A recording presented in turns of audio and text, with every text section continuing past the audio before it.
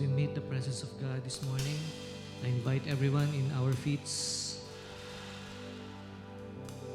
Let's just feel the presence of the Lord that can saturate each and every one of us.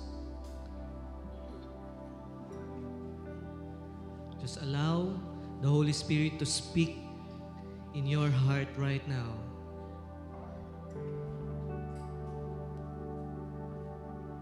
The Lord is always here.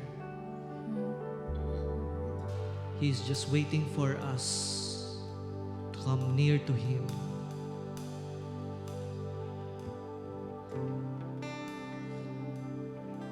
Lord, this morning, we come unto your feet, Lord, with a humble heart, with a humble spirit, Lord.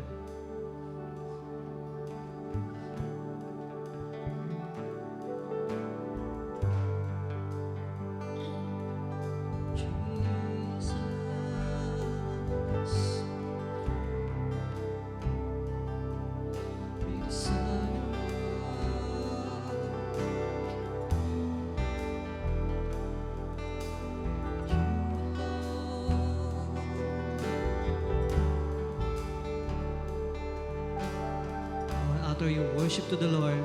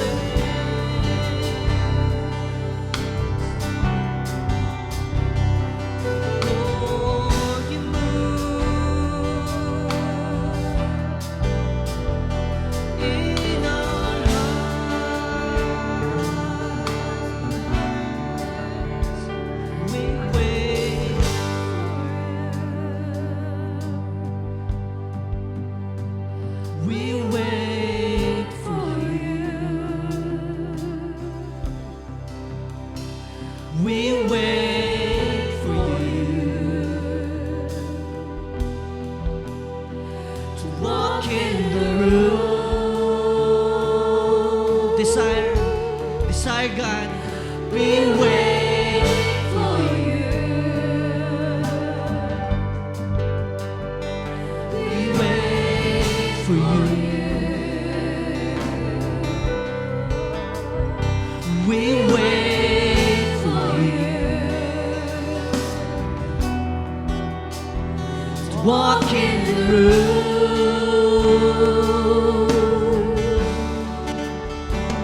We wait for you.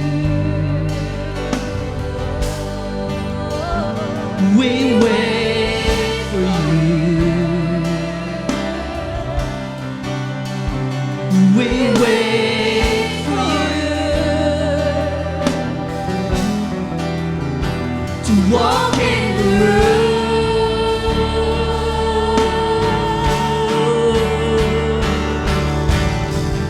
Here we are standing in your presence. Here we are standing in your presence. Shekinah glory come down. Shekinah glory come down. Here we are standing in your presence. Here we are standing in your presence. Shekinah glory come down. Shekinah glory come down. Here we are standing in your presence. Here we are standing in your presence. Shekinah glory come down. Shekinah glory come down. Here we are standing in your presence. Here we are standing in your presence. Shekinah glory come down. Shekinah glory come down. Here we are standing in your presence. Here we are standing in your presence. Shekinah glory come down. Shekinah glory come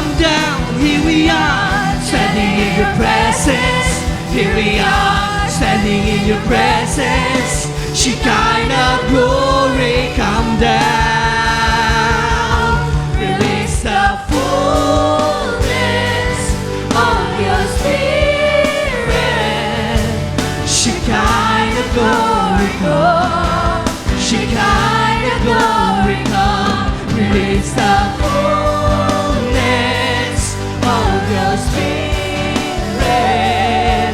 Shekinah glory come. Release the power, Lord. Release your power. Release the fullness of your spirit. Shekinah glory come. Shekinah glory come. Release the fullness of your spirit. Shekinah glory come. Shekinah glory come. You move, we want more. You speak, we want more. You move, we want more. We want your fullness. We desire you, Lord. You move, we want more. You speak, we want more. You move, we want more. We want your fullness. You move, we want more. You speak, we want more. You move, we want more. We want your fullness. You move, we want more. You speak, we want more. You move, we want more.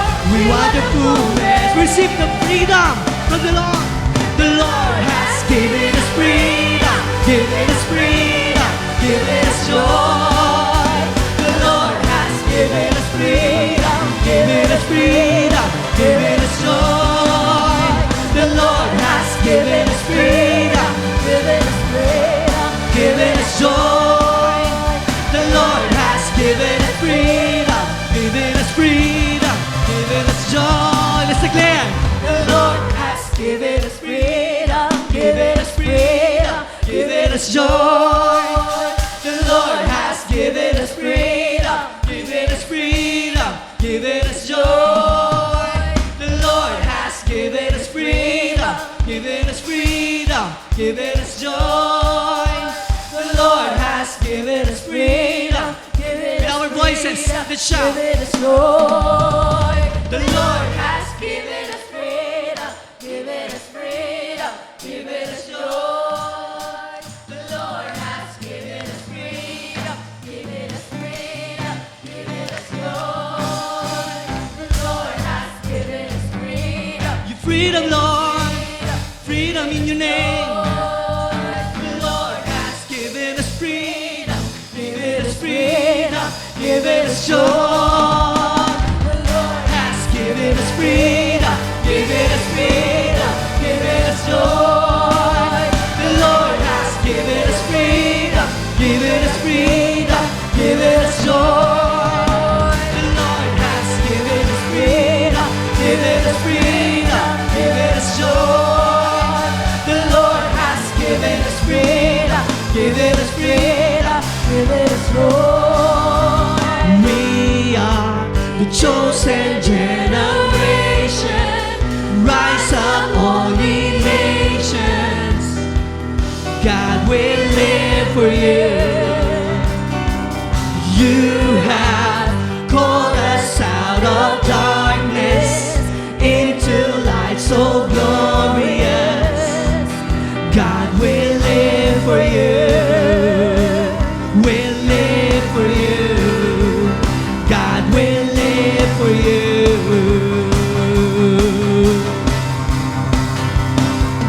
We run with passion for your name. We run.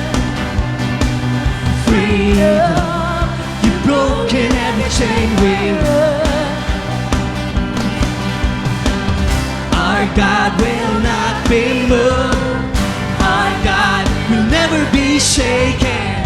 We run to you. We run. We are the chosen Rise up, all ye nations. God will live for you.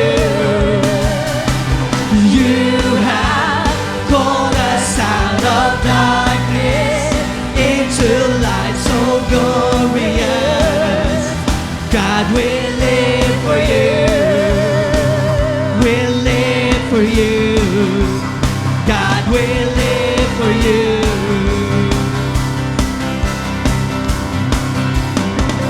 We run, passion for the name. We run, freedom. You've broken every chain. We run. Everybody. Our God will not be moved. Our God will never be shaken. We run to you. We run. We are a chosen generation.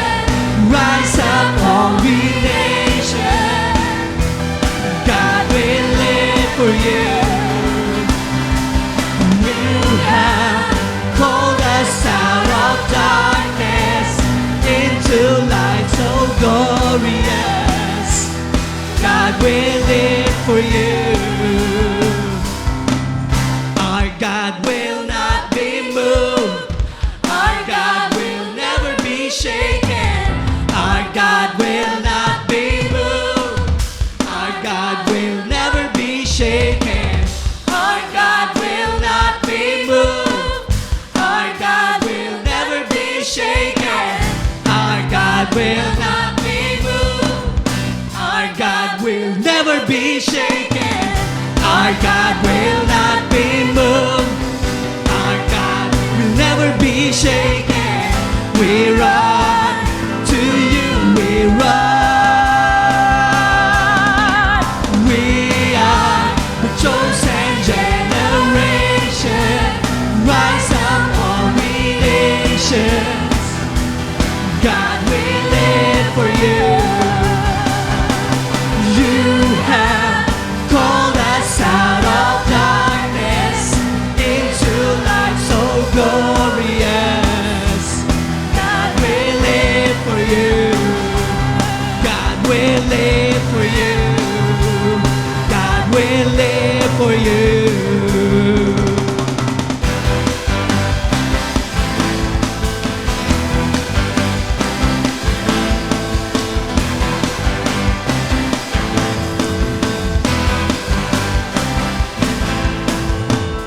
When you found me, my whole world changed. I'm redeemed by your light. Let the earth sing. You are freedom.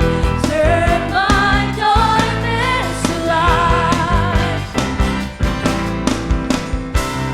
You welcome me with open arms into unending light. I'm not ashamed of the gospel, Lord.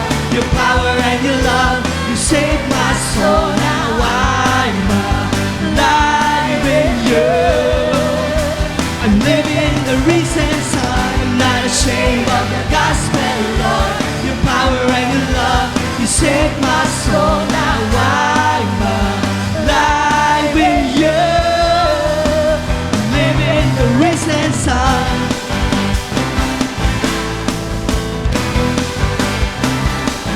Once we are lost, Lord, but you found us along the way, Father. When you found me, my whole world changed. I'm redeemed by your light. Let your people sing. Let the earth sing. You are freedom. Turn my darkness to light. You welcome me in with open arms into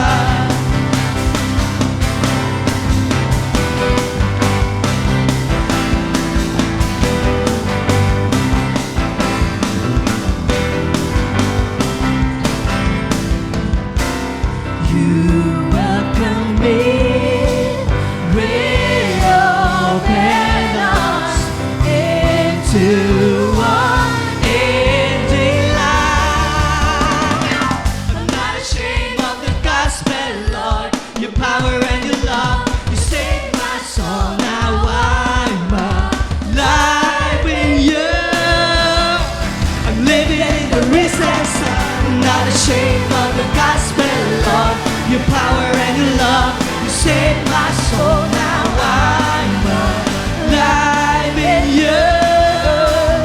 I'm living in the risen Son. I'm living in the risen Son. I'm living in the risen Son. I'm living in the risen Son. We live for you, Lord. We live for you, Jesus. Hallelujah.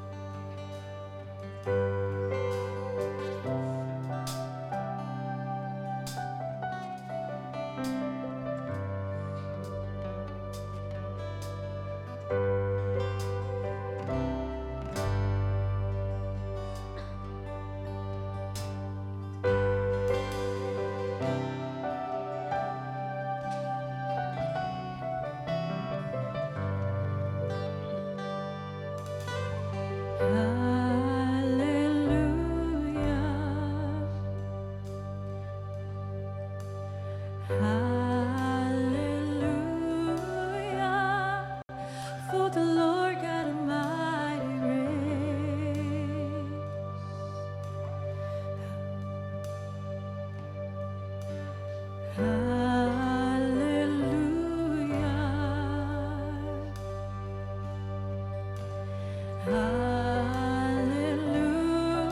Hallelujah, for the Lord God Almighty reigns.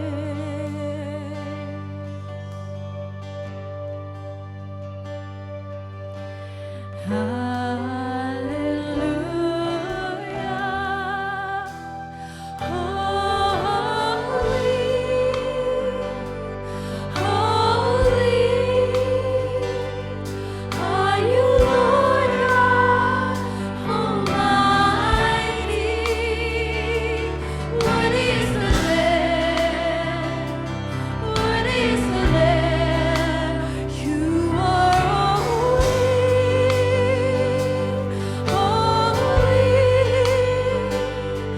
are you, Lord God Almighty.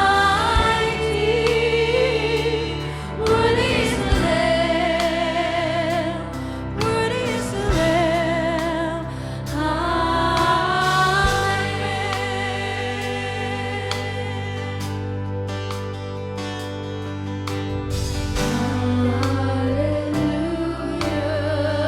Lord, 1,000 praises to you, Jesus. Hallelujah,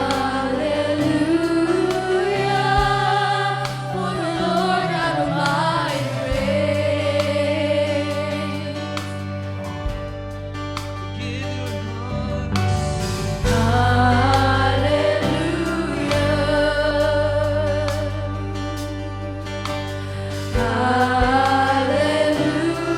Hallelujah, for the Lord God Almighty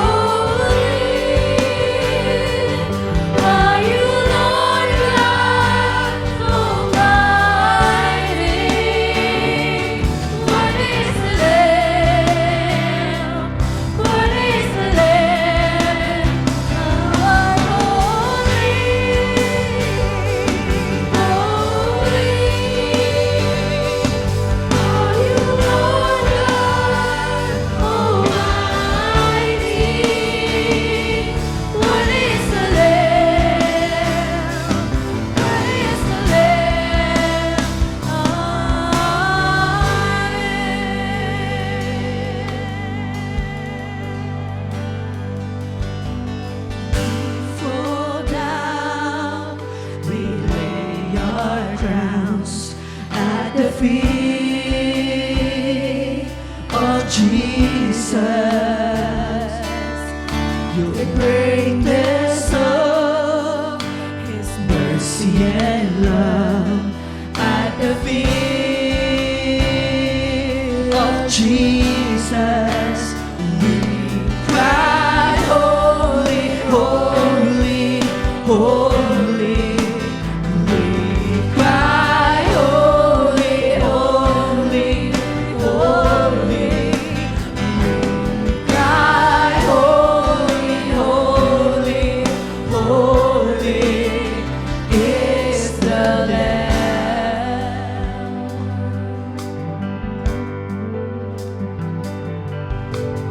We fall down, we lay our crowns at the feet of Jesus. Your greatness, oh, your mercy and love at the feet of Jesus. We cry, holy, holy, holy. We cry, holy, holy, holy.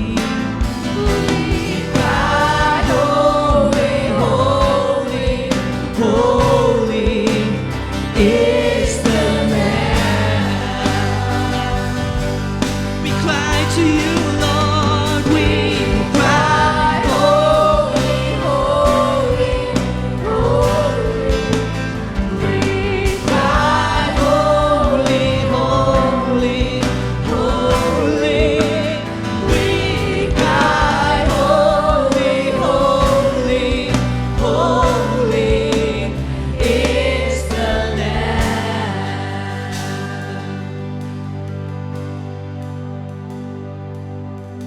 Your name is the highest.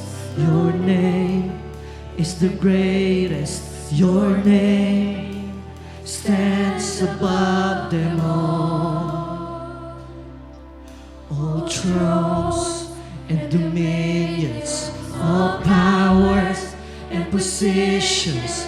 Your name stands above them all. Your name is the highest. Your name is the greatest. Your name stands above them all. All thrones and positions, all powers and dominions. Your name stands above them all. Your name, Lord. Your name is the highest. Your name is the greatest. Your name stands above them all. All thrones and positions, all powers and positions. Your name stands above them all. Your name is the highest. Your name is the greatest. Your name stands above them all. All thrones and dominions, all powers and positions. Your name stands above them all. And the angels cry, holy. All creations cry, holy. You are lifted high, holy, holy forever. Lord, hear your people sing. Hear your people sing. Holy to the King of Kings. Holy, you will always be. Holy,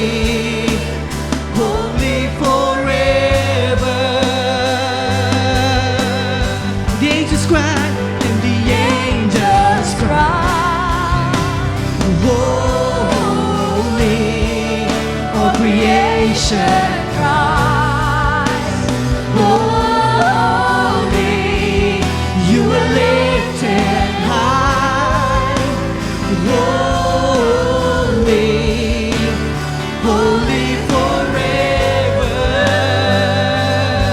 Hear people sing, holy to the King of Kings. Holy, you will always be. Holy, holy forever. You will be always be holy, holy forever. You will always be holy, holy forever. You are holy, Lord, above all else, Lord, the King of Kings.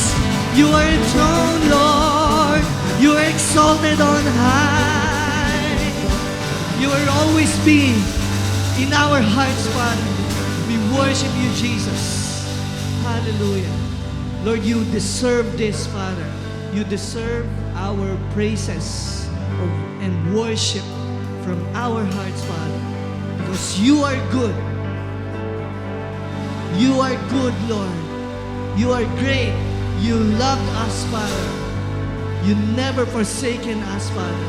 You healed us, Lord. You protect us, Lord. You provide to us, Lord. You are always here with us, Lord. That's why you deserve the glory and honor belongs to you alone. Hallelujah. To you alone, Jesus. To you alone, Lord. Praise you, Jesus. Hallelujah. Praise you, Jesus. So umagang ito, mga kapatid, before we go on, umikot po tayo at batiin po natin ang bawat isa. Kamayan po natin at ngitihan natin ang bawat isa.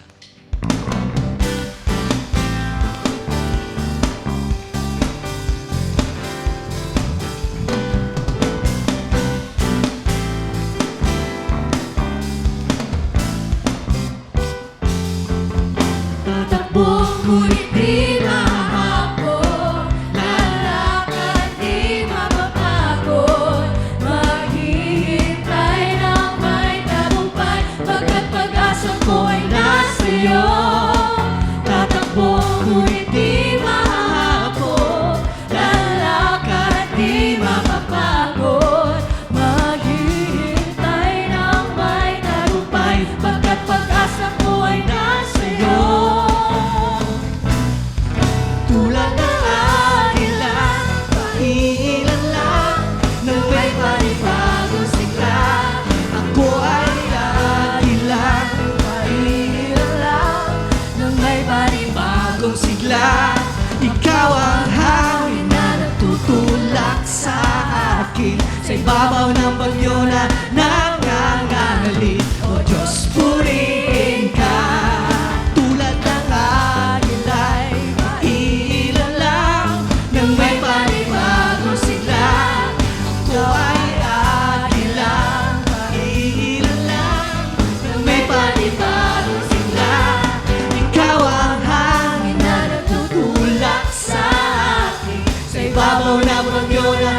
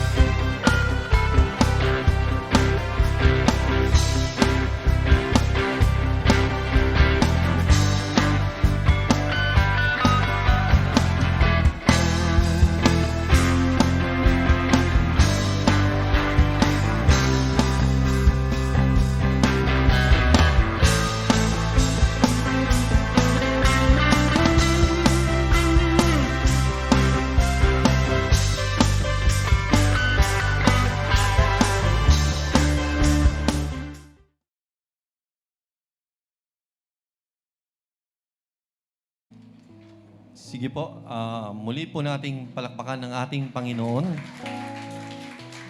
Isa pong mapagpalang umaga sa lahat. Pakisabi nga po sa katabi natin, pinagpala ka. Amen. Amen. Tayo po ay pinagpala po. Tayo po yung mga anak ng Panginoon na tayo po ay pinagpala. Sige po, buksan po natin yung ating mga Biblia sa Mark 12, verses 41 to 44. NIV version.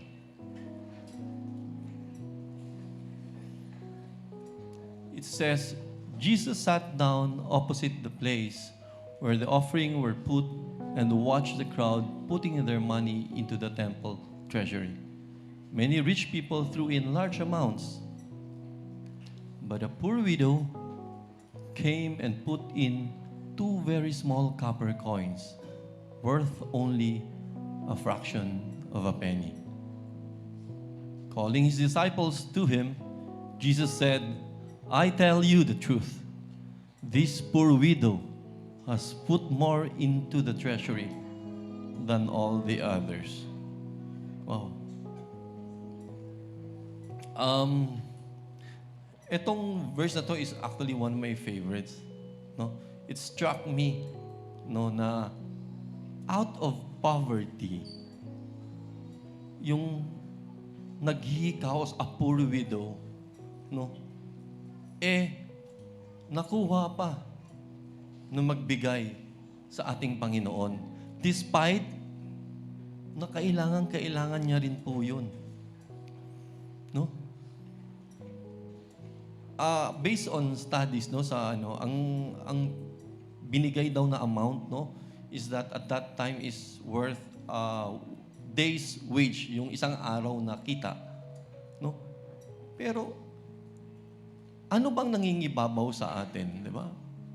Doon sa poor widow na yon, it tells us na nangibabaw sa kanya yung tindi ng pagmamahal, yung pagtitiwala, at pananampalataya sa Panginoon. I don't have to worry. Di ba?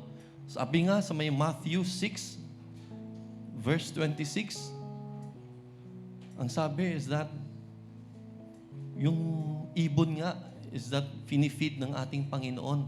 How much more na tayo na anak ng Panginoon and more valuable dun sa mga ibon.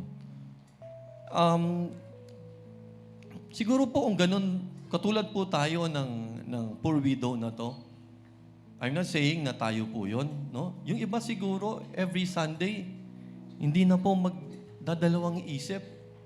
Hindi na po issue sa kanila. Bibigay ko ba to? Wag na lang. Kailangan ko to. Ipunin ko na lang to. Ay, meron pala akong pangangailangan. Ibibili ko ng ganito. Kung meron lang tayo ni katiting, we will never have to doubt, we will never have to worry kung ibibigay ko to sa Panginoon, ibabalik ko ba to sa Panginoon. Ang mangingibabaw sa atin ay yung pagtitiwala, pagmamahal, at pananampalataya sa Panginoon.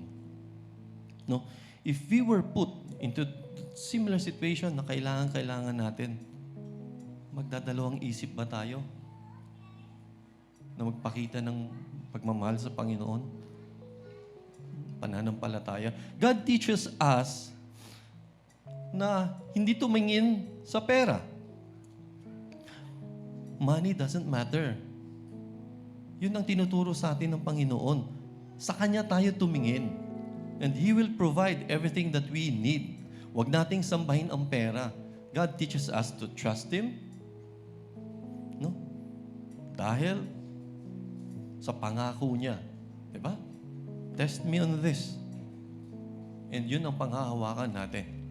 Ang salita ng Panginoon. Kaya, every Sunday, huwag po tayo magdalawang isip kung ito ba ay dapat ibalik sa Panginoon dahil believe me, nararapat lang po na ibalik natin sa Panginoon. Dahil ang lahat po, kung na meron tayo, ay galing po sa Kanya. Sige po, tayo po ay tumayo. at ibigay ang ating pagmamahal sa Panginoon.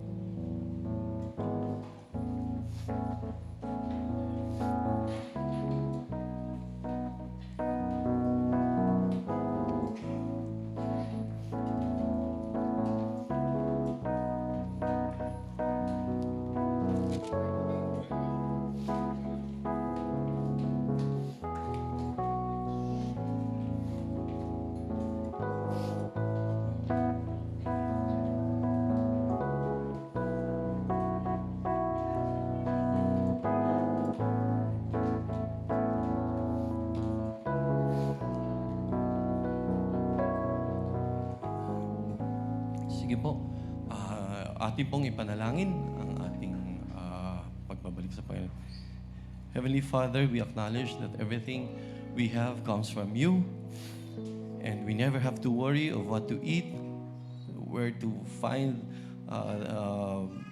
the means to buy our clothes, because you will provide everything that we need, O Lord. And use our tithes and offerings to further expand your kingdom in this earth. And naway ito po ay makatulong sa mga nangangailangan at ito po ay makapag-support sa church activities. Lord, we acknowledge that we thank you, Lord. We are very grateful for your goodness. We thank you for your blessing, and lahat po ng inyong anak ay lalo mo pa pong pagpapalain.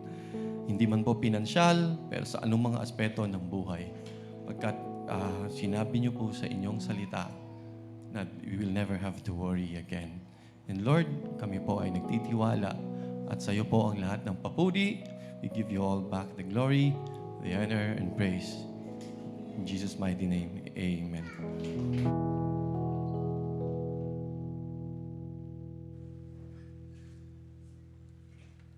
Amen. So, good morning po sa bawat isa. Ay, pwede po bang batiin din po natin yung katabi natin ng isang good morning? Ay, at sabihin mo naman sa kanya, pagpapala ka sa Panginoon.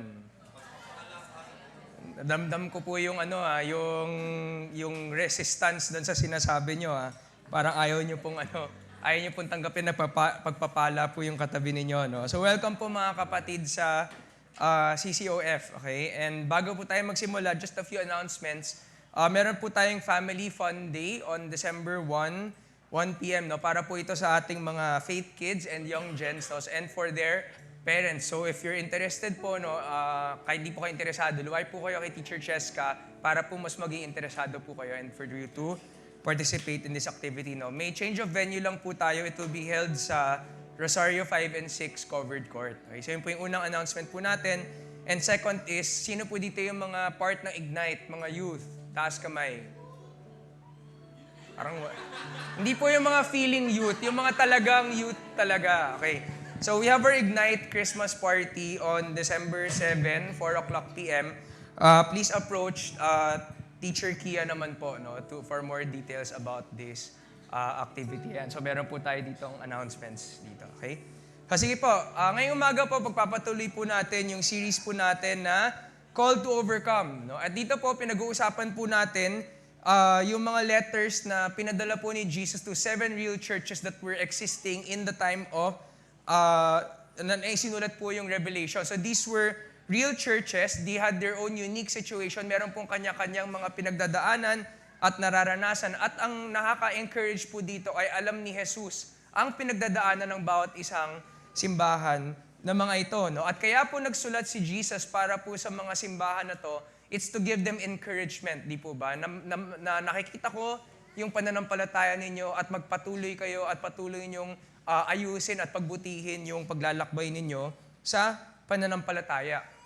Sabi po natin, kaya po natin pinag-aaralan itong mga sulat na to is because in our walks with God, sa sarili po natin paglalakbay kasama ng Panginoon, we might experience the same or similar situations that they faced during their time. Iba man yung buhay ng mga tao nung panahon na yon sa panahon natin ngayon. Siguro may similarities, may mga pareho pa rin or commonalities sa mga nararanasan natin sa buhay natin ngayon. Ano po yung mensahe ni Jesus para sa kanila na pareho pa ring mensahe para sa atin ngayong umaga? That because He loves us, He wants us to overcome in our spiritual journey para po matanggap po natin yung mga gantimpala na naghihintay para sa atin sa Kanya. Amen po ba? Okay. So, ngayong umaga, nandito na po tayo sa second to the last letter. No? So, dalawa na lang, makukomplete na po natin yung 7 churches of Revelation. At bago po tayo pumunta sa church po na pag-aaralan po natin ngayong umaga, 5 na po yung napag-usapan natin. No? And just a recap, what are the things that Jesus calls us to overcome? No? Hindi ako sinusunod ng remote ko. Ayan. So sabi natin, from the Church of Ephesus, Jesus calls us to overcome lovelessness by being filled with love. Sa Church of Smyrna, overcome persecution by standing for our faith. Sa Pergamum, overcome moral compromise by pursuing excellence and integrity in our walk with God. Sa Thyatira, overcome corruption by keeping our faith pure. And sa Sardis, overcome lifelessness by seeking spiritual growth and maturity. So meron na lang po tayong dalawang natitirang churches na pag-uusapan. No? The church in Philadelphia ngayong umaga and the church in Laodicea na pag-uusapan po natin next week. No? I pray mga kapatid sa patuloy po nating pag-uusapan itong mga churches na to. Let's continue to reflect on our own spiritual journeys, our own walks with God. No? Para po hanapin po natin ano ba yung sinasabi ng Diyos na kailangan nating pagtagumpayan sa sarili nating paglalakbay sa spiritual na buhay. Amen? Okay, so bago po tayo magsimula, tayo po yumuko at manalangin. Lord, we just want to thank you and honor you, Lord, for your presence in this place this morning. Thank you, Lord, for your safety sa kabila po ng bagyo na nakarating po kami ng ligtas at tuyo dito po sa aming simbahan ngayong umaga. Lord, we are not here to get anything from you, Lord. We are here to give ourselves to you, to surrender ourselves to you, to worship you, to honor you, and praise you, Lord. We submit ourselves to you, Lord, for your move, for your change in our lives. Gumalaw po kayo sa buhay namin ngayon at patuloy niyo po kaming baguhin, Lord, para po sa ikabubuti ng aming pananampalataya at sa relasyon namin sa inyo. Maraming pong salamat o Diyos. Ito po ang aming samot dalangin sa pangalan ni Jesus. Amen. Palapakan po natin ang Panginoon. Okay. So, pakibuksan po yung ating Biblia sa Revelation chapter 3, verse 7. Yan. Revelation chapter 3, verse 7. Ngayong umaga po, ang pag-uusapan po natin ay pinamagatan pong The Enduring Church. Sabihin nga po natin, The Enduring Church. Okay? At ang focus po natin ngayon ay yung simbahan ng Philadelphia. So, balikan lang po natin yung mapa saglit, no? So, paikot po tayo, di ba? Nagsimula tayo sa Ephesus, papunta po dito sa taas, papunta po sa baba, nasa Philadelphia na po tayo. Isa na lang, no? At makukompleto na po natin yung 7 churches. Okay? Ano po yung ibig sabihin ng salitang Philadelphia? It means brotherly love. Diba? So alam naman natin in the Bible, yung salita pong love, it's translated from many different words at meron pong kanya-kanyang forms or kinds of love. So for example, pag sinabi po nating agape, that's unconditional love. Yung philos po, no? Yung pinanggalingan ng salitang Philadelphia, ang ibig po sabihin nun is family love or dito po in this case, brotherly love. Galing po yung pangalan ito sa founder nung city na to. The founder of this city is the King of Pergamos. The King of Pergamos, siya po yung nag-found ng city of Philadelphia. Binigay niya po itong pangalang Philadelphia bilang recognition ng loyalty ng kapatid niya sa kanya. Yung kapatid niya naman ay yung King of Lydia, isa pa pong city that was existing during that time. Okay? Sa 7 simbahang ito, 7 cities na to rather, ang pinakabatang lungsod ay ang Philadelphia, and it was known as the gateway to the east. Okay? It was known as the gateway to the east. Bakit po? No? Ito po yung pinakasimula or yung entrance ng isang road na nagko-connect from Europe going to Asia. Okay? At bilang entry point from Europe going to Asia, no? Kaya po itinayo yung lungsod ng Philadelphia para po maging center ng pagkakalat ng Greek culture, Greek language, Greek religion to the east or into Asia. Okay? So syempre, bahagi po ng pagbabahagi ng kultura nila, yung pagbabahagi ng mga Diyos na sinasamba nila. Okay? Bukod po dito, tinawag din pong Little Athens ang Philadelphia kasi pagpupunta daw po kayo sa Philadelphia, kamukha daw po niya yung Greece. No? Maraming temples, maganda yung mga structures. No? And so kaya po siya tinawag na Little Athens. Isa pang kilalang characteristic ng Philadelphia ay madalas daw pong lumindol dito. Okay, so syempre, pag lumindol, nasisira yung mga temples, nasisira yung mga buildings. Okay? Ngayon, tingnan po natin yung simbahan ng Philadelphia. Very interesting po yung church in Philadelphia because among the 7 churches, it actually is the one in the best condition. Ito po yung pinakamagandang kalagayan or pinakamagandang spiritual life among the 7 churches. Maliit lang po siyang church. Relative to or compared to the other churches we've talked about, maliit lang po yung simbahan dito sa Philadelphia. Pero kahit na maliit siya, nanatili po siyang tapat. It remained faithful even when other churches did not. Bilang patunay po dito, among the 7 churches, 2 lang po ang hindi nakatanggap ng correction mula sa ating Panginoon. The first being Smyrna at pangalawa, ito pong Philadelphia. Okay? Nakasunod pa mga kapatid? Okay, so bilang ngayon na naintindihan na po natin yung background ng church na ito, basahin po natin yung sulat ng Panginoon sa kanila. Revelation chapter 3, verse 7 to 13. Okay? Sabi po dito, write this letter to the angel of the church in Philadelphia. This is the message from the one who is holy and true, the one who has the key of David. What he opens, no one can close, and what he closes, no one can open. I know all the things you do, and I have opened the door for you that no one can close. You have little strength, yet you obeyed my word and did not deny me. Look, I will force those who belong to Satan's synagogue, those liars who say they are Jews but are not, to come and bow down at your feet. They will acknowledge that you are the ones I love. Verse 10, because you have obeyed my command to persevere, I will protect you from the great time of testing that will come upon the whole world to test those who belong to this world. I am coming soon. Hold on to what you have so that no one will take away your crown. All who are victorious will become pillars in the temple of my God, and they will never have to leave it. And I will write on them the name of my God, and they will be citizens in the city of my God, the new Jerusalem that comes down from heaven from my God.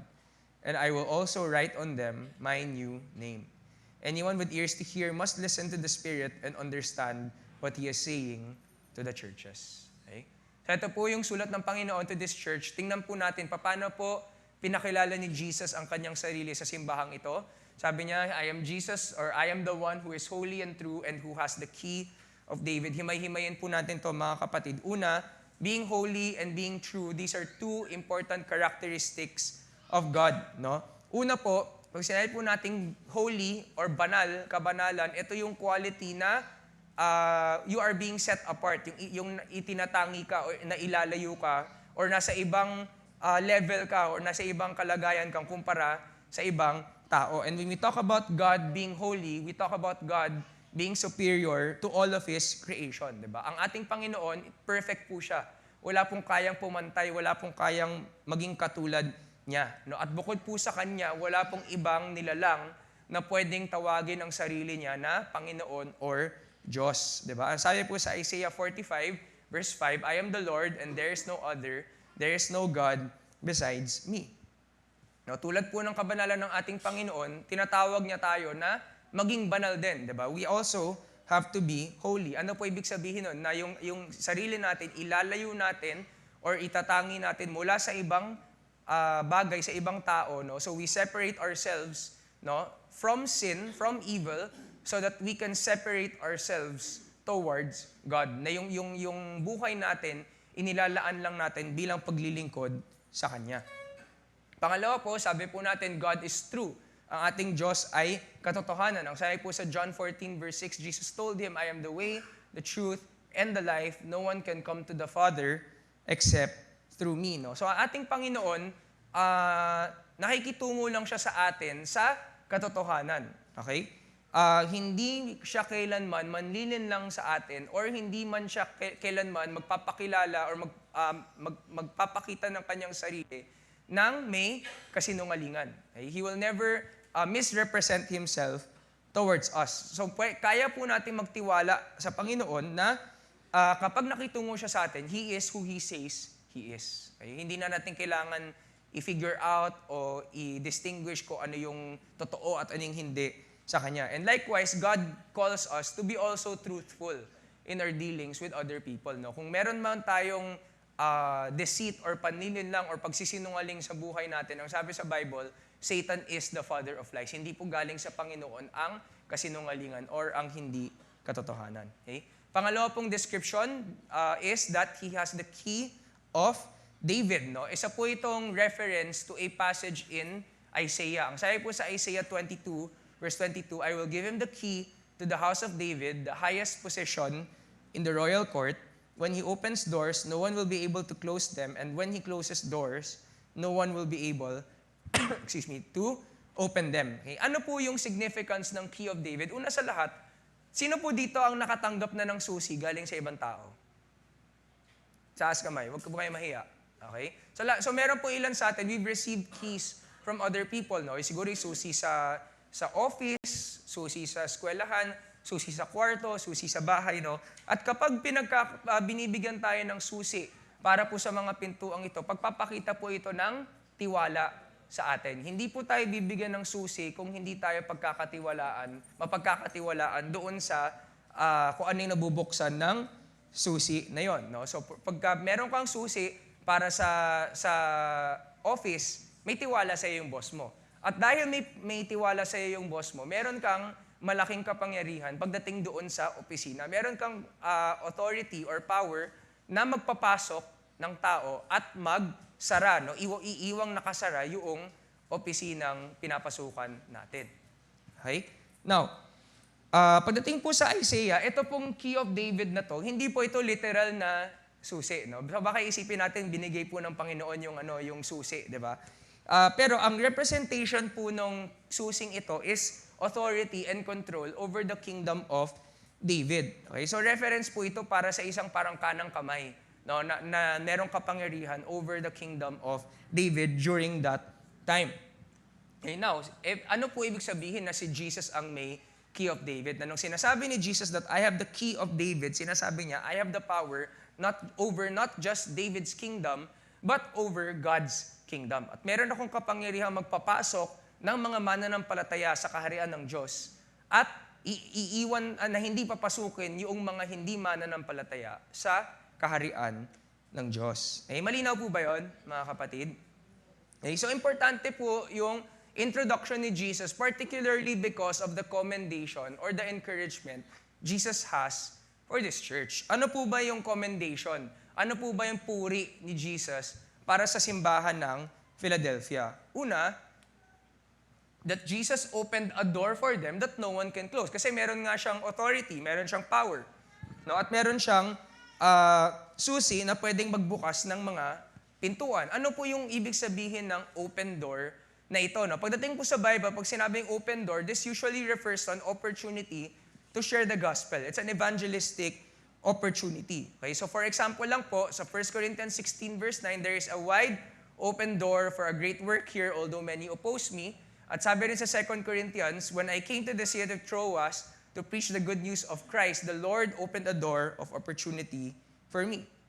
So ano po ibig sabihin nito para po sa simbahan ng Philadelphia? They were in a very unique place to be able to share the gospel, to be able to share the word of God. No? At napakalaki po ng potential nila when it comes to sharing the good news. Bakit po? Una po, sa 7 simbahan, sila yung may pinakamagandang kalagayan.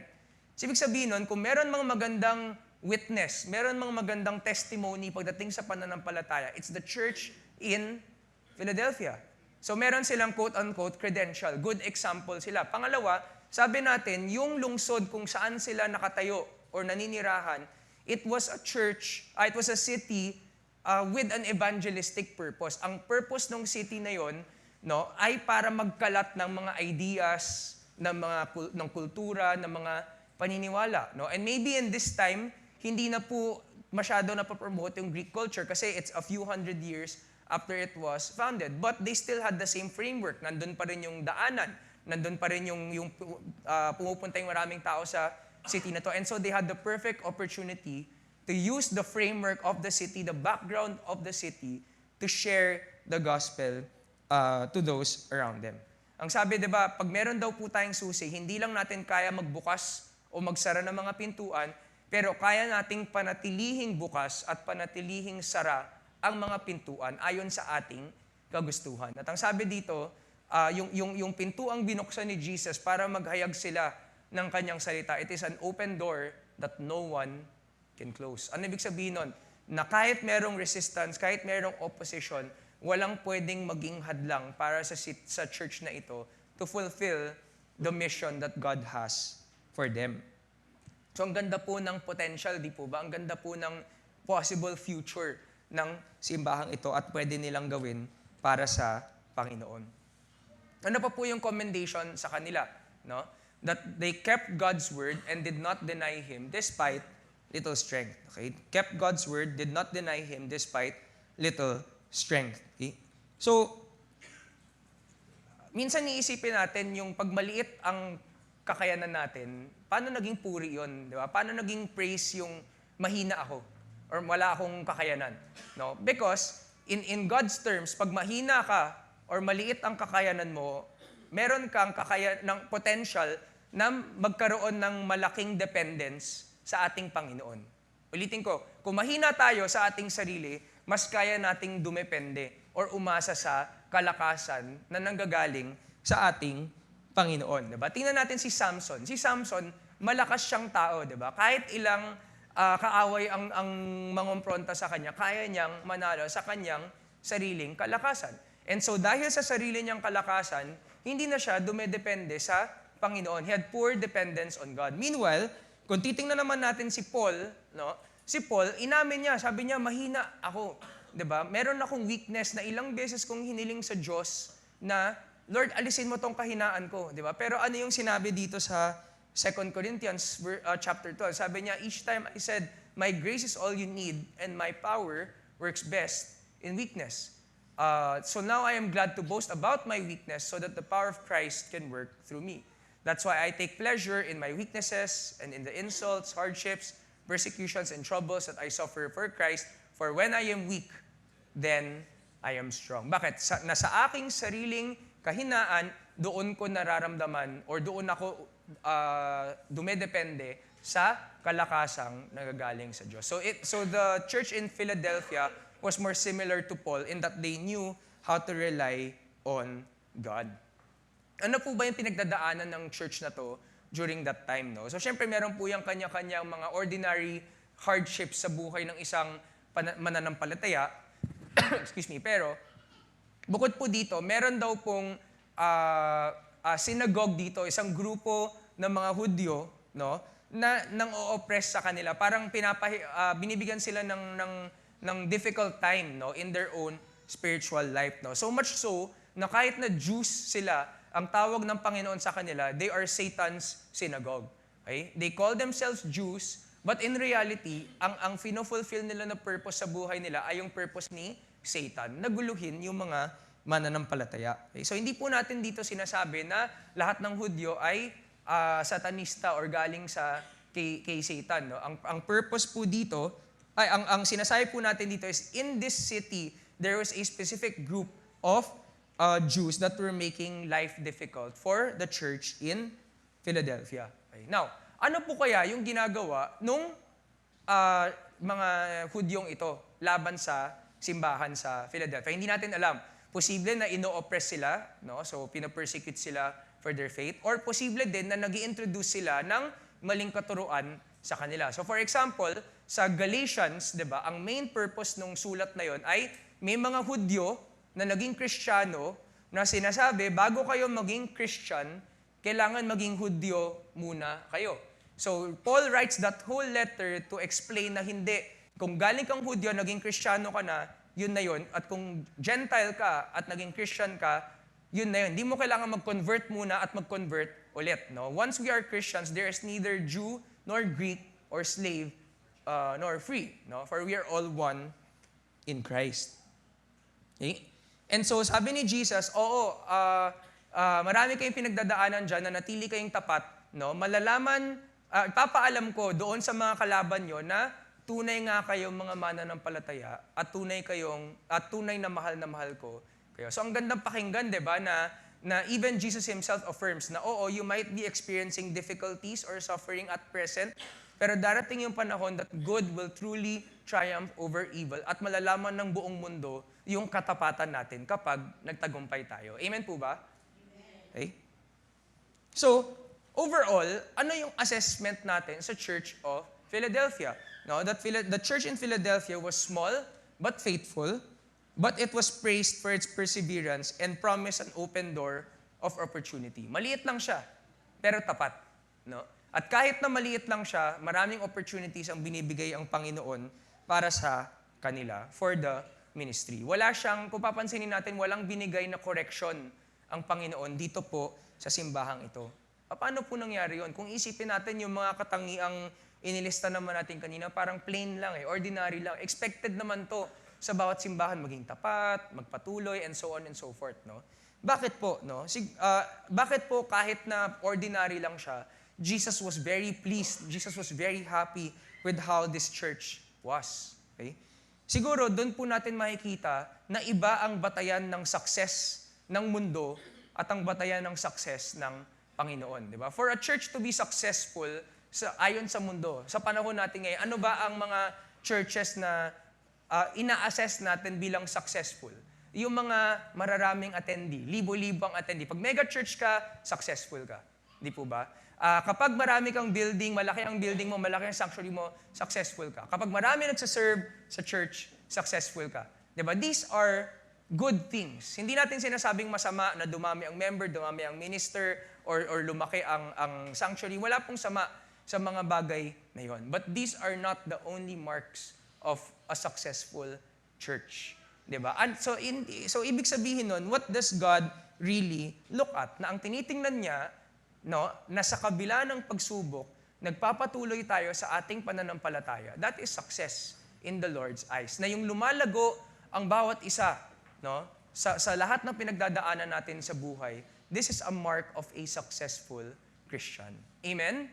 Okay? So hindi natin kailangan maging malaki. No? Kung ano tayo ngayon, wala pong kinalaman yung dami o yung laki ng church, no, sa bilang batayan sa isang successful na simbahan. No? If we are persevering in our faith, if we are growing in the Lord, then we are successful Christians. Amen? Okay, tingnan mo ngayon katabi mo. Sabihin mo sa kanya, successful ka. Okay? So ano po yung instruction ng ating Panginoon dito po sa simbahang ito? Ang sabi lang niya, magpatuloy lang kayo. 'Di ba? Magsikap kayo, magpatuloy lang kayo sa ginagawa nyo para hindi mawala sa inyo yung mga crown, yung mga reward na kumbaga, naitanim nyo na sa inyong buhay. Dito po, medyo marami pong reward na ipinangako ang ating Panginoon. Okay? Ano po yung unang reward? No? Sabi po dito, protection from the great time of testing upon the whole world. Okay? Protection from the great time of testing upon the whole world. Alam niyo mga kapatid, bilang mga mananampalataya, nasaan po ba ang ating pag-asa? Ano ba yung pinanghahawakan natin sa ating buhay mananampalataya? Our hope is in the second coming of Jesus Christ. Amen? Okay, that represents the greatest hope in our faith. No? Kasi kapag bumalik ang ating Panginoon, it proves that we were right all along. It proves that Jesus is alive after all. Diba? And yung second coming of Jesus, it's very important po kasi ito po yung magiging daan para tunay na wakasan niya na ang laban sa kasamaan at sa kasalanan. No? Ano po ba yung second coming of Christ? It's a literal and physical coming back of Jesus Christ dito po sa ating mundo.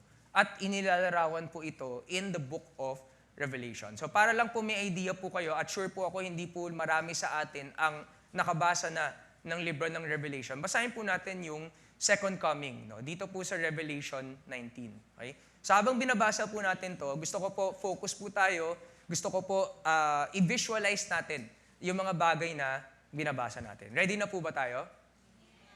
Okay? Sige po. Sabi po dito, then I saw heaven opened, and a white horse was standing there. Its rider was named Faithful and True, for he judges fairly and wages a righteous war. His eyes were like flames of fire, and on his head were many crowns. A name was written on him that no one understood except himself. He wore a robe dipped in blood, and his title was the Word of God. The armies of heaven, dressed in the finest of pure white linen, followed him on white horses. From his mouth came a sharp sword to strike down the nations. He will rule them with an iron rod. He will release the fierce wrath of God, the Almighty, like juice flowing from a wine press. On his robe, at his thigh, was written this title, King of all kings and Lord of all lords. Verse 17, then I saw an angel standing in the sun, shouting to the vultures flying high in the sky, come, gather together for the great banquet God has prepared.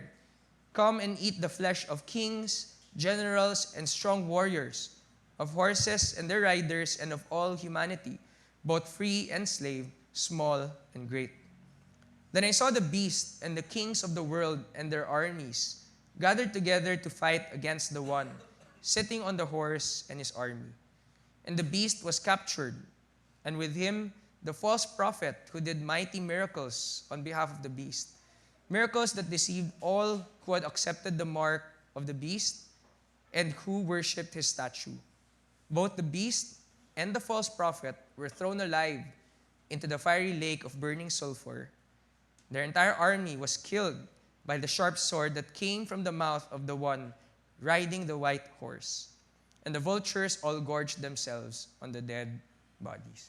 Ganda po, no, mga kapatid. Pinapakita po nito yung muling pagbabalik ng ating Panginoon, yung huling tagumpay niya laban po sa Antichrist, laban po sa beast, laban po sa false prophet, no? And it represents, no, the victory that we have in the second coming of Jesus Christ. Amen? Palapakan nga natin ng Panginoon para dito. Okay.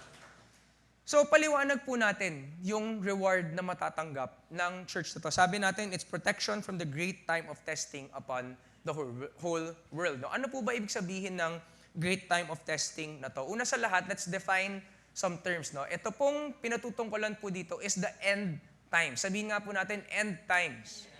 Okay, pag sinabi po natin end times, it talks about a series of events that revolve around the second coming of Christ. So sabi natin, bilang mananampalataya, yung hope natin, yung pinaka-nilook forward natin sa ating buhay, no, or sa kasaysayan ng mundo, ay yung muling pagbabalik ng ating Panginoon. The end times are the things that happen before it, during it, and after it. Okay? Kaya po ito tinatawag na end times, it's because ito pong mga bagay na to ang magtatapos sa kasaysayan ng ating mundo. At pag natapos po yung end times, ang kasunod po nito ay yung tinatawag po nating eternity. Yung kasama na po natin ang ating Panginoon sa langit panghabang panahon. Okay? At pagdating po sa order ng mga pangyayaring ito, okay? Meron po mga iba-ibang perspective, no? Kasi hindi po ganun kaklaro or meron pong iba-ibang pag-intindi ang mga tao pagdating sa order of the things that happen in the end times. Okay? So, konting ano lang po ito, konting trivia lang po ito, konting patikim lang po ito para po may idea po tayo. Okay? So, another definition of terms, no? Meron po tayong tinatawag na millennial rule of Christ. Sabi nga po natin yun, millennial rule of Christ. Okay? Ano po ibig sabihin ng millennium? 1,000 years. So, magkakaroon daw po ng 1,000 years where Jesus will rule the earth physically and perfectly with His saints. So isipin nyo, no, wala po tayong mga ibang pinuno kundi ang ating Panginoon na literal nandito po siya sa mundo. No? At mababasa po natin yung millennial rule of Christ sa Revelation 20. Hindi po natin yung babasahin ngayong umaga, basahin nyo na lang po sa bahay. No? But Revelation 20 talks about the millennial rule of Christ. No? Pagdating po sa millennial rule of Christ, no, nagkakaiba po ang pag-intindi ang mga tao with respect to the millennium and the second coming of Christ. Ano yung nauuna or kailan nangyayari? Okay? Meron pong tatlong pananaw. Una po is pre-millennialism. Sabihin nga po natin, pre-millennialism. Okay? So yung pre, it means before. No? Jesus' second coming happens before the millennium. So ang timing daw po nun is bago po dumating ang Panginoon, no, yung mundo daw po natin ay makakaranas ng declining moral condition. So pasama ng pasama yung kalagayan ng ating mundo, puro kasamaan, evil, sin happening in the world. And then suddenly Jesus comes And when He comes, no, He starts His 1,000-year rule. That is pre-millennialism. Okay? At in under Jesus' rule, no, it's a perfect leadership, it's a perfect time, no? Wala pong suffering, wala pong evil na lumalaganap during that era. Post-millennialism, sabihin nga natin post-millennialism. Okay? So ang ibig sabihin naman nito, Jesus' second coming occurs after the 1,000-year rule of Christ. No? So ang pag-intindi po ng mga tao dito, bago po dumating ang ating Panginoon, for 1,000 years, maghahari na daw po siya sa pamamagitan ng simbahan. So dahil po sa ating church, no, magkakaroon po ng revival, magkakaroon po ng massive evangelism in the church to the point na ang ganda-ganda ng panahon sa mundo, and then suddenly Jesus will come. Okay, so that's another perspective. The last perspective, sabay-sabay po nating sabihin ito. Sabihin ito. Yan. Ay.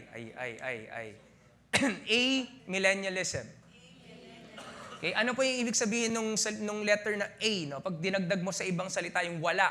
Okay, so amillennialism means wala daw pong 1,000 years. Okay, it is not a literal 1,000 years, but rather it is an indefinite amount of time. Okay, so hindi po naniniwala itong pananaw na ito na merong literal na 1,000 years, so bigla-bigla na lang darating ang Panginoon at some point in history. Okay, tayo po, ating pong simbahan, naniniwala po tayo in a pre-millennial view of the end times. That is, bago po dumating yung 1,000 years na maghahari ang ating Panginoon dito sa mundo, no, mangyayari po muna yung second coming of Christ. Okay, malinaw po ba yon? Okay, so expound po natin yon konti. So clear na po, di ba? 1,000 years, millennial rule of Christ, second coming of Christ. Bago po yon, no, hindi rin po nagkakasundo ang iba't ibang interpretation pagdating po sa tinatawag po nating tribulation at rapture. Nakasunod pa ba? Kaya ang sasama ng mga tingin niya sa akin, hindi ko alam kung ano eh. Okay, so tribulation and rapture. Paliwanag po natin kung ano ibig sabihin ng mga bagay na to. Okay? Pag sinabi po nating tribulation, ito po yung matinding pagsubok na dadating sa ating mundo sa dulo ng kasaysayan ng mundo. Okay?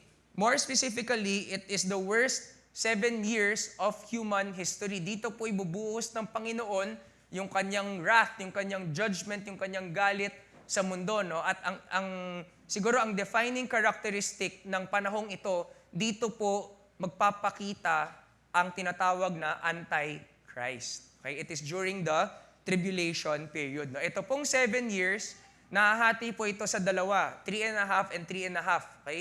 Yung pangalawang kalahati, ito po yung tinatawag na Great Tribulation, mas malala, no, na panahon ng pagsubok, no? Na idudulot po ng Antichrist. Meron po siyang gagawin na maglalabas ng galit ang ating Panginoon.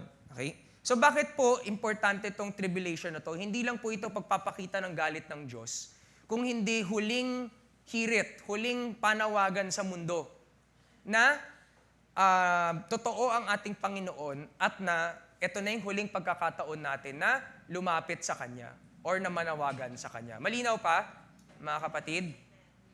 Okay. Ano naman yung ibig sabihin ng salitang rapture? Okay? Ang salitang rapture, nanggaling po ito sa salita ng ibig sabihin ay to snatch up. No? Yung parang hahablutin mo. Okay? To snatch up.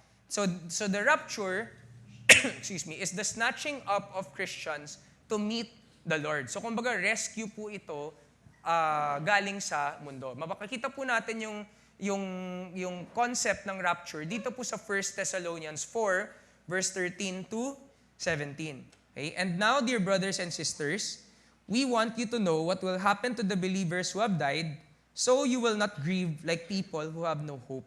For since we believe that Jesus Christ died and was raised to life again, we also believe that when Jesus returns, God will bring back with Him believers who have died. We tell you this directly from the Lord. We who are still living when the Lord returns will not meet Him ahead of those who have died. For the Lord Himself will come down from heaven with a commanding shout, with the voice of the archangel, and with the trumpet call of God. First, the believers who have died will rise again, will rise from their graves. Then, together with them, we who are still alive and remain on the earth will be caught up in the clouds to meet the Lord in the air. Yan po yung reference ng rapture. We who are still alive and remain on the earth will be caught up in the clouds to meet the Lord in the air. Then we will be with the Lord forever. So meron pong 7 taon ng matinding paghihirap sa mundo, no? Pero within the 7 years, no, somewhere in the 7 years, meron pong tinatawag na rapture kung saan kukunin ng Diyos ang lahat ng mananampalataya at dadalhin niya sa langit. Okay? Ngayon, kailan po nangyayari yung rapture na to sa 7 taon na to? Meron pong 3 pananaw. Una po is the pre-tribulation rapture. Okay? The pre-tribulation rapture. So ang ibig po sabihin nito, yung rapture daw po ay mangyayari bago magsimula yung matinding panahon ng paghihirap. Ibig sabihin nun, kung mananampalataya tayo, hindi natin mararanasan yung matinding paghihirap na darating sa ating mundo. Amen? At bilang yung Antichrist ay magpapakilala during the tribulation, that means we will never even meet the Antichrist because we will already be in heaven. Amen? Amen po ba? Amen. Sino po dito alam niyo yung tinatawag na mark of the beast? Yung 666. Narinig niyo na po ba yun? Okay? So, ibig sabihin nun, kung ang rapture ay mangyayari before the tribulation, hindi nyo nga kailangan mag-alala na, ay, baka matanggap ko yung mark ng hindi ko alam. Kasi wala ka naman sa tribulation. Diba? Kasi kinuha na tayo ng ating Panginoon. The second perspective is a mid-tribulation rapture na ang nagsasabi ay yung rapture daw po ay mangyayari sa loob ng 7 taon ng tribulations. Ang hula or ang hinala ng mga tao is it will happen right in the middle of the tribulation. Okay? So, ibig sabihin, we will experience a part of the tribulation, but we will not experience the worst of the tribulation bilang mga mananampalataya. At yung huling pananaw is the post-tribulation rapture na ang nagsasabi ay yung rapture daw po ay mangyayari sa dulo ng tribulation, implying na pagdadaanan daw natin yung matinding paghihirap ng mundo, no? At kasabay yung rapture ng second coming of Christ. Okay? So firm po tayo. We believe in a pre-millennial, we believe in a pre-millennial second coming of Christ. Pero pagdating po sa timing ng rapture, meron pong iba-ibang pananaw na katanggap-tanggap. No? Kasi tulad ng sinabi ko sa inyo, hindi clear sa Bible kung kailan eksaktong mangyayari itong rapture na ito. No? Personally, mga kapatid, ang paniniwala ko po is we will experience a pre-tribulation rapture na hindi natin mararanasan yung matinding paghihirap na nakalaan para sa ating mundo. Okay? And bakit ko po yun sinasabi sa inyo? It's because that's exactly what Jesus promised to reward the church in Philadelphia. Sabi niya, ang pagkakasabi niya, I will protect you from the great time of testing that will come upon the whole world. At kung babasahin po natin yung verse 10, sabi dito, because you have obeyed my command to persevere, I will protect you from the great time of testing that will come upon the whole world to test those who belong to this world. Okay? So pinangako niya na dahil nagpatuloy ang simbahan nyo sa inyong pananampalataya, hindi ko kayo kakayaan na dumaan sa ganun katinding pagsubok. Amen? At ganun din po tayo, mga kapatid. If we persevere in our faith, hindi po hahayaan ng Panginoon na pagdaanan natin yung pinakamasamang panahon sa ating mundo. Amen? Okay? So, naintindihan ko po no, na medyo nosebleed yung last 10 minutes na ibinahagi ko sa inyo. Alam ko hindi ganun kadaling intindihin yung lahat ng sinabi ko in just one service kasi to really understand the end times, the second coming of Christ, it takes a whole series, it takes a whole lot of studying to do that, no?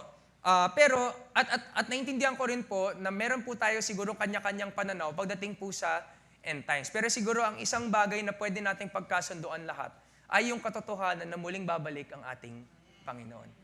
Amen. So yun po ang panghawakan po natin bilang mananampalataya regardless of how we think it's going to happen. Okay? Sabi dito, I will come soon. Diba? I am coming soon. Hindi po ibig sabihin ng coming soon sa linya na yon ay malapit na akong dumating. Ang ibig po sabihin ng coming soon doon ay bigla-bigla akong darating. At ganun pa rin yung timing ng second coming of Christ today. Hindi natin alam, no? Alam natin na papalapit, no? Pero hindi natin alam eksakto kailan mangyayari yung muling pagbabalik ng ating Panginoon. Okay, dati po, marami po mga preachers, di ba, that they try to predict dates. And then dumarating po yung date na yon at wala pong nangyayari. Nagiging stumbling block, no, para po sa kanilang mga tagasunod. So sa atin po, let's not try to set dates, di ba? Let's not be firm in setting dates, no? Pwede po tayo mag-estimate, wala pong sama doon. Pero kung hindi po nagkatotoo, edi hindi nagkatotoo, di ba? Importante po, regardless kung kailan dumating ang ating Panginoon, handa po tayo. Amen? Okay? So, pangalawa po, no, na gantimpala na ibibigay ng Panginoon is that they will be made pillars in the temple of God, never having to leave it. Okay? Made pillars, pa-click na lang po. Made pillars in the temple of God, never having to leave it. Okay? So, recap lang po tayo. Sabi natin, yung church in Philadelphia, madalas po ang lindol. At kapag lumilindol, nasisira yung lahat ng kanilang mga buildings, lahat ng kanilang mga templo. At kapag nasira ang isang gusali, anong usually natitira? Yung mga pillars. Diba? Kaya diba kung titingnan po natin pictures ng mga Greek ruins ngayon, usually mga pillars na lang yung natitira. Ano po ibig sabihin nun? That they will be made pillars in the temple of God. Na kahit na anong paghihirap ang danasin nila, anong klaseng lindol ang danasin nila, no? Kaya nilang manatiling malakas kapag kasama nila ang Panginoon. At hindi sila basta-basta babaksak. Diba? Sabi din doon, diba, that they never have to leave the temple of God. Kasi syempre, kapag lumilindol, nag-evacuate lahat ng mga citizens hanggang sa matapos yung lindol, makapagtayo ulit sila at doon ulit sila babalik. But because the pillars are strong, no, the people never have to leave the temple of God. We never have to leave God's presence because we stand strong in Him. Amen? Okay, pangatlong gantimpala is the name of God written on us. No? In Philadelphia, kada pillar po na itinatayo nila, meron po yung dedication. Para po yan sa atin ngayon, di ba, na minsan yung mga gusali natin, bawa sa dati kong high school, pinapangalanan nila yung gymnasium, bawa papangalan nila yung gym nila, Joyce Sandoval Gymnasium. Yan, parang nagsisports. Or Melanie Torres, lecture hall. Ayan. So, pagka pinangalanan daw natin ng isang lugar, ano yan? Honor yan, dedication yan doon sa tao na, in the case of a school, na parang nag-sponsor or nagbigay ng pondo, di ba? So, it's a position of honor. No? And in Philadelphia, kapag may pillar na inilagay ang pangalan doon, karangalan yon para sa iyo. At kapag nilagyan tayo ng pangalan ng Panginoon, una sa lahat, napakalaking karangalan yon para sa atin na isulat ang pangalan ng Diyos sa atin. Na meron tayong pagpapakita ito ng isang malalim na pagkakakilala sa ating Panginoon, na meron tayong pangalan niya na naintindihan natin. Amen po ba? Amen. Pero pangalawa, yung pagtayo ng ating pillar, it's also karangalan para sa Diyos. It's an honor to God, di ba? To be able to dedicate our lives and ourselves to Him. Amen po ba? Okay, so, pansinin niyo po, no, ang ganda po na ang pangalan pa lang or marka pala na isusulat sa atin ay ang pangalan ng Panginoon. Ano po ba yung pinakamalaking kinakatakutan ng mga mananampalataya pagdating sa end times, di ba? Sinabi ko na kanina, di ba? Ang pinakamalaking takot ng mga tao is the mark of the beast. Why worry, mga kapatid, about the mark of the beast when you just have to make sure that you have the mark of the Lamb, the name of God written in your heart. Amen? Okay, so by all means, no, maganda po na we understand the end times. May idea po tayo kung ano yung mangyayari pagdating po sa end times. Pero siguruhin natin na kaysa katakutan natin yung mga taktika o yung mga gustong gawin ng kaaway, siguruhin natin yung katagumpayan natin sa pananatiling malapit sa ating Panginoon. Amen? Palapakan po natin siya para doon. Okay? Panghuling reward, no, na ibinigay ng Panginoon is heavenly citizenship. So, sabi sa Philippians 3, verse 20, we are citizens of heaven where the Lord Jesus Christ lives. And we are eagerly waiting for Him to return as our Savior. Mga kapatid, kailangan maintindihan po natin, lagi po nating tatandaan na itong mundo, hindi po ito ang home natin. No? Hindi po ito ang pinaka-permanent dwelling place natin. Okay? Alam niyo po ba na, 'di ba sabi ko, may millennial rule of Christ, 'di ba? 1,000 years ng pamumuno ni Kristo sa mundo. Alam niyo po ba na ang mangyayari pagkatapos noon ay isang huling panghuhusga, yung Great White Throne Judgment. At pagkatapos po nun, alam niyo kung anong mangyayari?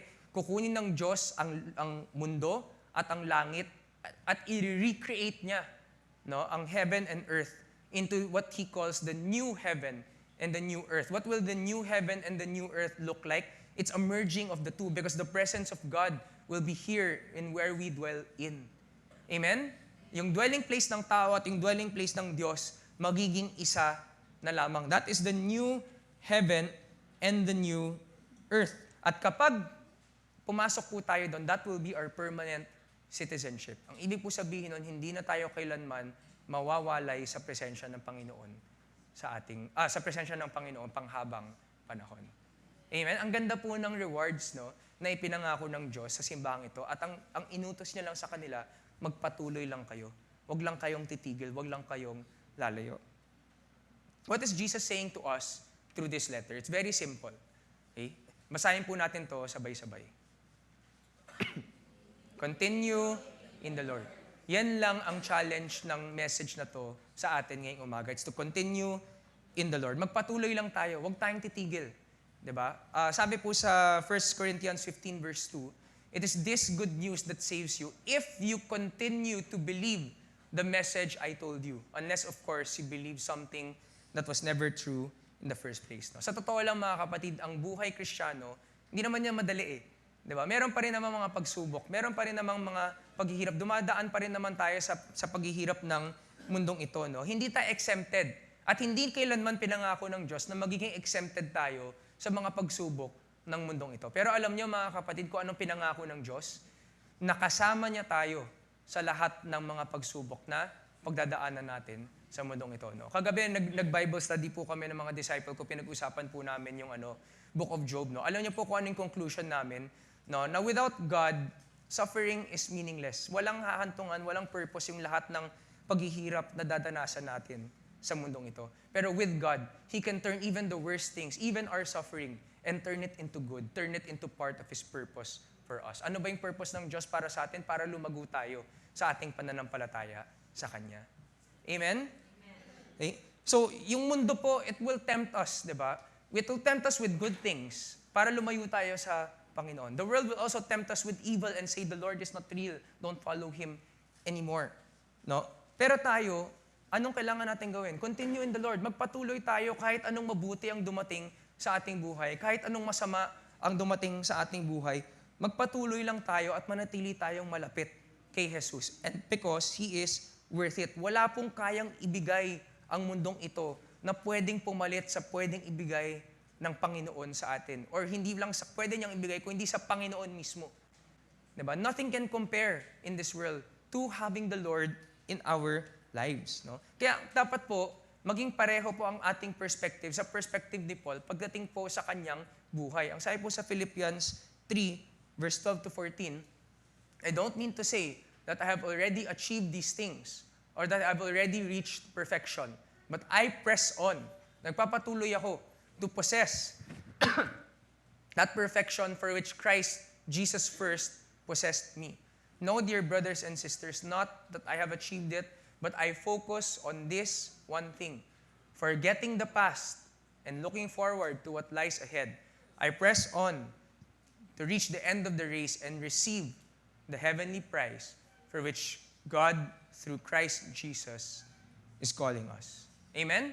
Patuloy lang tayo. Kalimutan natin yung nakaraan. Mabuti man yan, masama man yan, isang tabi natin yan. Let's learn from it. Diba? Let's grow. Let's appreciate God using it for our character, for our growth. But we move forward. Ang pag-asa natin, ang hope natin is not in the past, it's not in the present, but it's in the future. No? The future that one day, Jesus Christ will overcome evil, will overcome sin and death and Satan, no? And that we will be in God's presence in heaven forevermore. Amen? Ipalapakan natin ang Panginoon para dun. So Jesus encourages us, endure life on earth. Diba? Magtiis tayo, magpatuloy tayo sa buhay dito sa mundo. Hindi natin to kailangan harapin mag-isa. Nandyan ang Diyos para sa atin, para gabayan tayo, para palakasin tayo, para po siyang shepherd, diba? Guiding us, protecting us from the wild, no? But also, no, He has blessed us with spiritual brothers and sisters. No, mga kasama, kapatiran sa ating pananampalataya para hindi natin kailanman maramdaman na nag-iisa tayo sa ating paghihirap. So mga kapatid, continue in the Lord. Tayo po yumuko at manalangin. We thank you, Lord, for your word for us this morning. Thank you, Lord, kasi ang pag-asa namin ay nasa inyo. Hindi po kami umaasa sa mga bagay na pwedeng magbago, bagay na pwedeng mag-disappoint sa amin, Lord. You are our blessed hope. You are our living hope, Lord. And we thank you, Panginoon, that even in our trials and sufferings today, we know that you already have won the victory for us. And that one day, you will win the final victory over sin, over evil, over death, over Satan. Help us to walk in that victory daily, Panginoon. Alam ko po, Panginoon, na bawat isa dito merong mga kanya-kanyang pinagdadaanan o nararanasan sa kanyang buhay, maging spiritual or physical, Panginoon. But I just pray, Lord, that you make your presence known to us. Help us to see you, Lord, in all that we experience. At nananampalataya po kami, Panginoon, that you can take even the most evil thing in our lives and turn it into good for your purpose. Maraming pong salamat o Diyos, itong aming samot dalangin sa pangalan ni Jesus. Amen.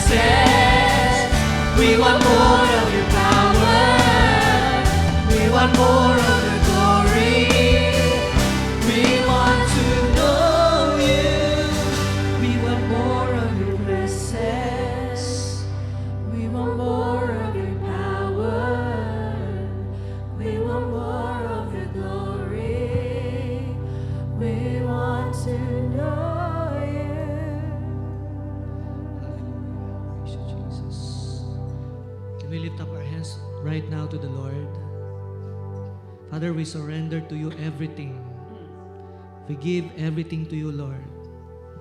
And this church, CCOF Church, desires to be like the Philadelphia Church. Lord, that you will see faithful, Panginoon. Lord, teach us. Although this church, Lord, have many weaknesses, Lord, shortcomings, but because of your faithfulness, Lord, we will also be faithful. And this is the desires of our hearts in each and every one of us, Lord, magsimula sa mga workers, sa mga pastors, sa mga members, sa mga bata. Every one of us, Lord, desires to be faithful to you in all the days of our lives until you come back, Lord. Because we want, Lord, in our lives na abutan mo po kami na matapat po na nagdilingkod sa iyo, Panginoon. Kaya samahan mo po kami sa aming laban na ito sa buhay. Samahan mo po kami at turuan ang aming mga puso, ang aming mga isipan, ang aming mga pag-uugali, Panginoon. Gumamit po kayo ng iba't ibang mga tao, Lord, pagkakataon na siyang magdidirect sa amin, Panginoon, sa tamang landasin na nais mo po para sa simbahan na ito, Panginoon. Father, all we want is magalak ka po sa lahat ng pagkakataon at magawa po ng simbahan na ito ang kalooban mo bawat araw na lumilipas, Panginoon, hanggang sa muling pagbabalik mo po. Salamat, Panginoon. Ikaw lamang ang tinataas ng inyong mga anak, Panginoon. Nakikita mo po ang kanilang mga puso at buhay, Panginoon, na handang magpabago sa iyo at handang magpasakop sa iyo sa lahat ng pagkakataon. Kaya ikaw lamang, Panginoon, ang itinataas namin sa kaitaas-taasan, pinakamataas, Lord, sa matamis at makapangyarihang pangalan ni Jesus. Amen.